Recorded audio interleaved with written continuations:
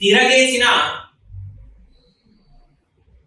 లేదా తిరగేసిన తెలుగు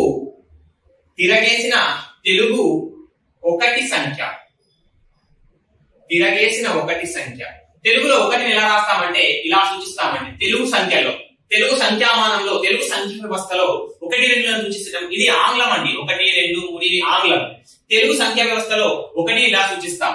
ఓకే, కాబట్టి ఏమంటున్నాను? తిరగేసిన తెలుగు ఒకటి సంఖ్య అన్నా. కాబట్టి దీన్ని తిరగేస్తే ఎలా వచ్చింది? యు ఆకారం.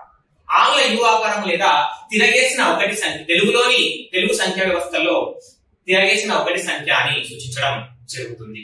ఓకేనండి. నెక్స్ట్ ఇది గురువుకు సంబంధించి ద్విమాత్రా కాలంలో ఉచ్చరింపబడేటువంటి వాటిని ఏమంటాము అంటే గురువులు అంటాం. క్షణంలో 2వ వంతు కాలంలో ఉచ్చరింపబడే వాటిని ఏమంటాము అంటే గురువులు అంటాం. 1 2వ వంతు కాలంలో ఉచ్చరింపబడే వాటిని ఏమంటామంటే గురువులు అని సూచిస్తాం. నెక్స్ట్ దీని ఆంగ్ల యు అక్షరం చేత సూచించడం జరుగుతుంది. నెక్స్ట్ చూసుకుంటే ప్లుతము. నెక్స్ట్ ఏంటండి? ప్లుతము. ప్లుతము అంటే త్రిమాత్రా కాలంలో ఉచ్చరింపబడేవి. త్రిమాత్రా కాలంలో ఉచ్చరింపబడే వాటిని ఏమంటాము అంటే మనము ప్లుతము అని చెప్పడం జరుగుతుంది. క్షణంలో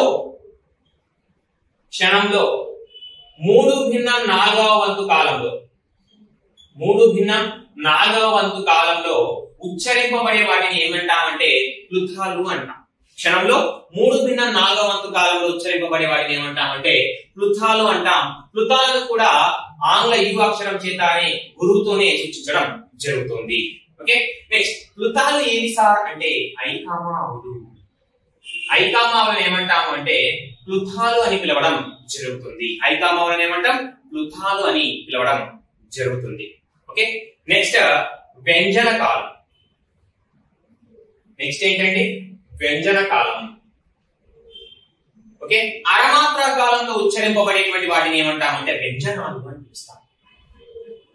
ఆల్రెడీ మనము హల్లు అనేటువంటి కాన్సెప్ట్ చెప్పేటప్పుడు చెప్పుకున్నామండి. అరమాత్రా కాలంలో ఉచ్చరింపబడేవి. అరమాత్రా కాలంలో ఉచ్చరింపబడే వాటిని ఏమంటామంటే వ్యంజనాలు అంటాం. వ్యంజనాలు అంటే పొల్లు రూపంలో ఉన్నటువంటి హల్లులు. పొల్లు రూప హల్లులు వ్యంజనాలు. పొల్లు రూప హల్లులు వ్యంజనాలు. అరమాత్రా కాలం అంటే ఏంటి అంటే 1/8వ వంతు కాలం. సో ఇక్కడ చూసుకుంటే 1/8వ వంతు కాలంలో ఉచ్చరింపబడుతున్నటువంటి అంశాలను దేంతో సూచిస్తామంటే వ్యంజన కాలంగా తెలియచేయడం జరుగుతుంది. వ్యంజన కాలంగా తెలియచేయడం జరుగుతుంది. ఓకే, ఇది లఘువు అంటే ఏంటి?